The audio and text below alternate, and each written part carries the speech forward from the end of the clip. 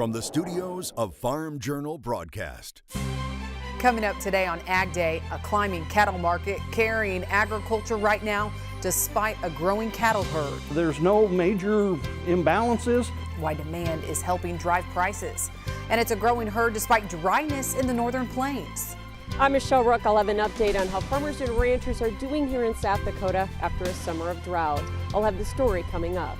In agribusiness, China's massive corn stockpile has been a weight on the corn market. I would say at this point, probably only 30% of their stocks in that big pile is usable at this point. So could China turn back into an importer of corn? And time is critical during emergencies. That's why a big city's mobile medical unit could bring help to small towns. Ag Day, presented by the Chevy Silverado. High-strength steel for high-strength dependability.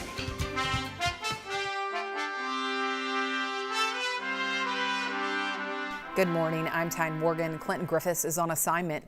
As grain prices struggle, the momentum is picking up in the livestock markets. Cattle and feeder futures on fire, making new contract highs this week, with some analysts thinking there's still plenty of freeway ahead for higher prices. And it's that price momentum carrying agriculture's balance sheet right now. Live cattle prices climbing since August, when prices bottomed out around $107 per hundredweight. But look at this. Since mid-August, prices climbing. The move higher is in spite of a cattle herd that just keeps growing. The Cattle on Feed report out Friday showing the largest placement number since 2011, followed by USDA posting the largest cold storage report on record. While some analysts think the size of the nation's cattle herd will continue to grow, appetites for beef remain strong, and that's the main factor supporting prices.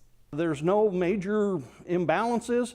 You know we've got some supply challenges going forward, but demand has been very good, and as long as that holds true, then the rest of the stuff works pretty well. Yeah, demand's good. And like we said, we're going to get into that holiday season, and demand should kind of stay in there and keep up with us. So, as long as carcass weights are down, and we can see how current we are on cattle, the market looks good. We're still going to have high volatility. That's not going to go away. We've put that in the market, and it's going to take a very long time to get rid of it. But, from this point forward, the market looks pretty good as we get through winter and start looking at that spring market. Dreyer telling Ag Day at some point the cattle market will have to reach a point where the higher prices drives away demand, but he doesn't think the market is there yet. The cattle herd is finally recovering from the severe drought. As we mentioned, cattle placements reaching the highest level since 2011. But drought is still a reality in the northern plains, hitting portions of South Dakota hard. However, the weather pattern broke, bringing rains to some of those parched areas, just as many farmers and ranchers were on the verge of disaster. But as Michelle Rook tells us, the recovery will be a long road. Myron Williams of Wall says this is their second year of drought in western South Dakota, and it hasn't broken yet. It started a year ago in last March, and it hasn't, I don't think we've had over a half inch since then, any one time. As a result, a few ranchers had to disperse their herds. However, Williams says they bought feed and will sell more cattle to get through the winter. You're going to cull pretty short. There will be people down to numbers from what they were a year or two ago. Isabel cattle producer Mike Maher also culled some cows and sold calves early to preserve pasture and get the cows in good condition for winter. We maybe sold off some older cows and stuff that we normally maybe hang on to for a while, but just to save the grass, we weaned the calves early, some of the calves early. In fact, auctioneer Lynn Weissar says the fall calf run has been up to 30 days early where drought lingers, not just due to feed, but also water shortages. A lot of dams are empty, and of course, a lot of people rely on pipelines, and some people have to haul water. It's pretty rough on some of the folks with the drought conditions. Meanwhile, several inches of rain in the central, north central, and northeast started the end of July into August and came just in time for many producers. Late June, early July didn't look like we were even going to get silage, and now we're going to have some row crops that are going to make corn and silage for the producers. So, things turned around. Those rains also slowed down the early cattle sales. About the 15th or 20th of July, just as things got on the brink of disaster, it rained. And thankfully, it stopped all the pairs from moving for a little bit. And then we got some more rain, and then everybody kind of made it through then after that. Many producers also received help from release of CRP acres and the LFP program, which will get them through the winter. Any of those dollars that help defray the cost of having to buy feed if you had to go out and buy it, or rent some additional grass. It was, the livestock forage program did what it was supposed to do. However, even where the drought lingers, ranchers say they'll once again pull themselves up by the bootstraps and wait for rain. Because we're always closer every day, I guess, to a better times around the corner. The way why you stay in this business, I guess, is hope. In South Dakota, I'm Michelle Rook reporting for AgDay. Thanks, Michelle. About a quarter of the state on the eastern side is now drought-free, but west of there is still dry. Extreme drought still exists in about 3% of South Dakota. Well, farmers in North Dakota are pushing to harvest as much as they can before the first snow. Meteorologists say there's a possibility of snow Thursday in pockets of the state. Farmers in Colfax, North Dakota say farmers are trying to harvest all of their soybeans if they haven't already. A lot of guys are just finishing up soybeans in the last few days, and they've been fighting mud, especially 10 miles south of here. I know some friends of mine that have bought tracks in the last few days, just so they can get out there and get at the soybeans, because, snow on soybeans isn't good. Snow on corn, sometimes that'll disappear and you can work with that.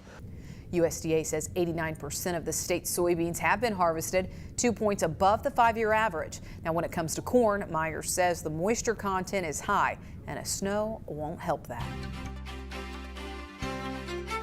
Well, as North Dakota talks snow, we see some unique livestock in North Dakota are ready. Mike Hoffman has the details and crop comments. Good morning, Tyne. Let's start off in Sterling, Kansas. Sorghum harvest is underway in the area. Jenny Burgess says harvest is going well. It was a slow start, but harvest is moving along now. USDA says 24% of the Kansas sorghum crop has been harvested. That's 21 points behind the 5-year average. And here's a crop comment we don't run every day. Reindeer. This picture was taken in a reindeer ranch in Drayton, North Dakota. These reindeer have 3 coats of fur and are ready for the winter. Now, take a look at the weather map. You can see a storm system giving a lot of rain to the northeast and rain and snow moving into the northern plains. We'll tell you how cold it gets behind that next storm system coming up with my forecast. But first, here are some hometown temps. Farm Journal On Air is the go-to app for American agriculture. AgDay, AgriTalk, U.S. Farm Report, and more. 24/7 access to all of your favorite shows, TV and radio. In your hands, on demand. Farm Journal On Air. Download the app today. The future of ag labor is still an unknown, with debate over the ag guest worker bill continuing this week in Washington. The sponsor of the legislation defending it, saying the bill won't create the pitfalls of the current H-2A program. Instead, it creates a true guest worker program. House Judiciary Committee Chair Bob Goodlatte, a Republican from Virginia, authored the bill. Known as the Ag Act, Goodlatte says it assures a reliable workforce by creating a market-driven and adaptable worker program. The proposal would replace the current H-2A program, as well as lower what he called unrealistic wages. It also does away with mandatory housing and transportation for guest workers. But it's that change that John Conyers, a Democrat from Michigan, as well as the United Farm Workers, are strongly opposing. Conyers calls it flawed legislation. Now, while groups like the Western Growers Association say the bill could be fine-tuned, including allowing legal status for some ag workers, they say the current H-2A system simply does not work for them. Do you think the H-2A program is broken? Has been since it was enacted. To require the housing instead of a housing allowance has always been a problem. To require this adverse effect wage rate has always been a problem. They say, well, we want to protect American workers. Okay, we don't have many American workers to protect. And we pay a high wage. We don't pay minimum wage. Nassif says finding ag labor is becoming even more complex as Mexico has even started to import workers. Still to come, it's no secret China has a massive pile of old corn, but how much of it is even usable at this point? And time lost is brain lost when it comes to stroke treatment. We'll look at a major study to get treatment sooner, even for stroke victims in farm country. AgDay, brought to you by the Enlist Weed Control System. More weed control, less drift and volatility, maximum yield potential.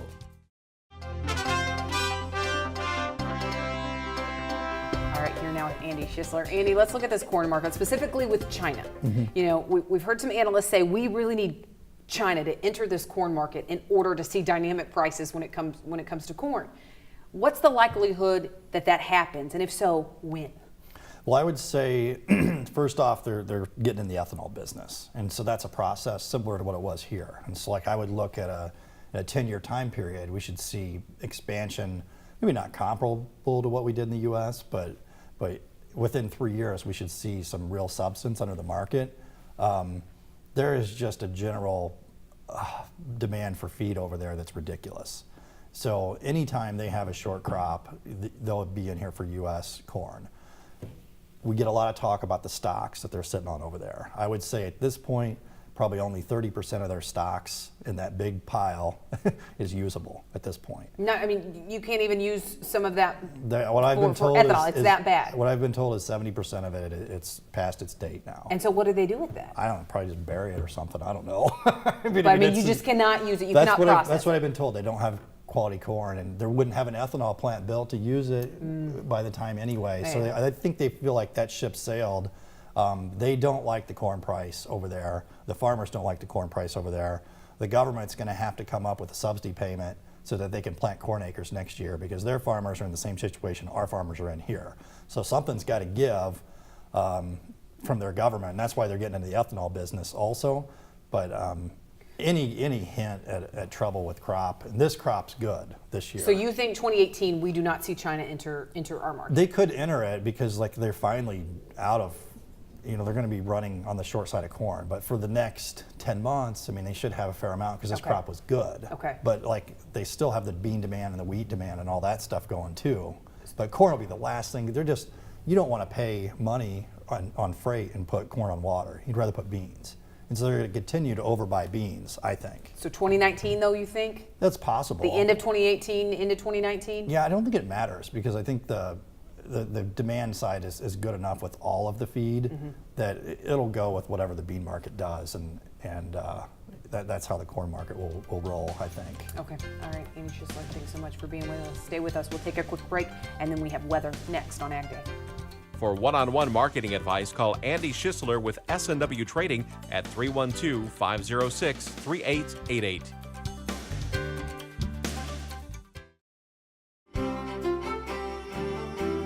AgDay weather, brought to you by Kawasaki and the new Mule Pro FXR side-by-side. Ride like a boss with high-end styling and rugged capability.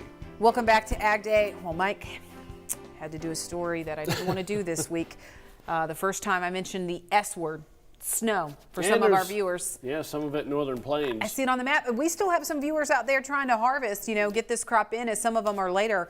Mother Nature not helping in some areas. No, that's probably true. And some areas that haven't seen a frost so far this year are probably going to get some across the northern and central plains into the Ohio Valley and the Great Lakes. Of course, for most of the growing areas, especially the Corn Belt, this has been a year for a late first frost, which has been helping some folks as well. So there's good and negative in this.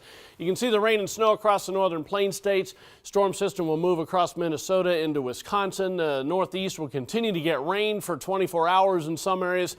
This is the coldest area of the season, diving southward, and that's why we're going to see snow all the way down into parts of Iowa as we head through tomorrow morning. Rain for most of the Great Lakes with this system, though, and it will continue to push eastward during the day tomorrow, although kind of slow up a little bit. So it's not going to blast toward the east coast, but there will be showers and thunderstorms developing from the central lakes all the way down into the Gulf Coast region ahead of that cold front by later tomorrow. Take a look at precipitation estimates over the past 24 hours. Most of it has been in the northeast. Then we add in the next 36. We're going to add some to the northeast, obviously, but continue to put down some additional moisture across the far northern plains and some areas into the central portions of the Rockies, with a little bit out ahead of that cold front. As far as snowfall is concerned, same idea. Most of it is in southern portions of Canada over the past 36 hours. Adding in the next day and a half, you can see some of that does come into the far northern plains, and a little bit down into Iowa, as well as the front range of the Rockies, Colorado, Wyoming area. Take a look at the high temperatures today. Briefly warmer across the central and southern plains with 70s and 80s there, but highs only in the 30s by the time you get into the far northern plains. 50s for a brief warm up across the Ohio Valley, and then you can see that cold air spreading southeast, lows down into the lower to middle 20s for most of the northern, especially northwestern plains tomorrow morning. And then as we head through the day tomorrow, that cold air continues to move southeast. But you can see the southeastern portions of the country aren't going to be too bad. All because multiple troughs continue to dive into the Midwest and the East. You can see by the weekend, another trough coming in by early next week, and that's just going to hold things with more energy diving southward as well. So looks colder in the east, warmer in the west than what we've seen over the past 6 weeks. That's a look across the country. Now let's take a look at some local forecasts. Heading to Greeley, Colorado, first of all, cold and windy, maybe a shower, high temperature of 48. Lots of sunshine in Winona, Mississippi, and comfortable, high of 78. And finally, Erie, Pennsylvania, mix of sun and clouds, could be a morning shower, high 53. Still to come, the cattle herd just keeps growing, but our numbers starting to top out. Plus, hear about an aggressive step to get life-saving technology to rural America to fend off a silent killer. AgDay, brought to you by Alivo Seed Treatment from Bayer. Protect your soybeans from SDS and nematodes this season. Drovers TV on AgDay is brought to you by QLF. For 40 years, QLF has been proud to support American farmers that feed the world. In Drovers TV, there's more talk of Eli Lilly spinning off a portion of its animal health business. The Dow Jones reporting Eli Lilly saying it could sell part of its business, a segment that brought in 15% of the pharmaceutical company's revenue last year. Lilly's Elanco animal health business sells vaccines and treatments for livestock. Analysts think the sale could come with a price tag of $14 to $16 billion. That's if earnings can keep up with market leader Zoetis. Well, it was a strong start to the week for cattle futures, with the December contract trading in a range not seen since mid-July. The friendly price action coming to the entire cattle complex despite a growing cattle herd. Friday, USDA's latest cattle on feed report showing cattle on feed is up 5% from last year, placements 13% above year-ago levels. Joe Vaklovic of Standard Grain says when looking at prices seasonally, there's potentially more room for prices to move higher. The seasonal tendency in this market turns a little bit friendly during the month of November, and maybe a little bit premature to talk about that, but it's something that a lot of traders are looking forward to, especially as some of these contracts make some fresh multi-month highs here today. But the strong gains, despite even a large cold storage report out earlier this week, the report showing a record amount of total red meat and poultry in storage. But better demand is helping eat through the amount of red meat in freezers compared to a year ago. The report showed total red meat supplies down 5% from last year, but supplies are up 4% from last month. And looking just at beef, those supplies down 6% from last year, but up 2% from last month. Greg Henderson of Drover says demand is good, but supplies are still growing. Sterling Marketing President John Nalivka says the U.S. beef production will be up 6% this year, with another 2% increase in 2018. Now, despite growing supplies, Henderson says demand for beef and all red meat and poultry remains robust. That's partially because of a growing U.S. economy. All right, up next, battling a silent killer by bringing the hospital to the patient. Details next in Ag for Your Health.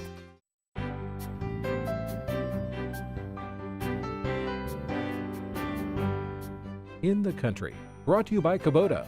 Learn more about Kubota SSV Series skid steers at Kubota.com or demo one at your local Kubota dealer today.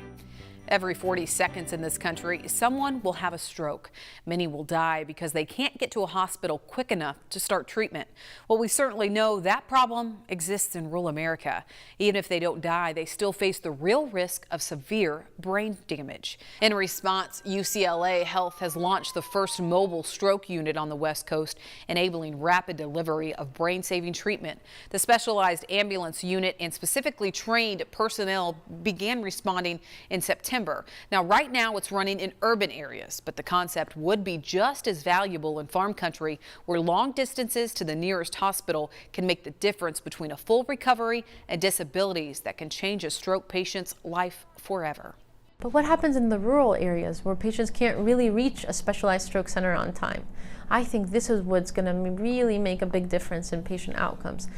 Getting the hospital to the patient. We need to get patients treated as fast as possible with drugs as well as devices to reopen the arteries and save the brain before that window runs out, saving that precious resource. Now, the units are also equipped with multiple 270-degree cameras so that physicians can see and diagnose a patient even if they're not physically on board. The goal of the National Mobile Stroke Study is to encourage funding for these units so that more hospitals have them, offering more stroke victims the chance to survive. Well, that's all the time we have this morning. We're so glad you tuned in. For all of us at AgDay, I'm Tyne Morgan. Have a great day in farm country. AgDay, brought to you by Ram Commercial, America's longest lasting heavy-duty pickups.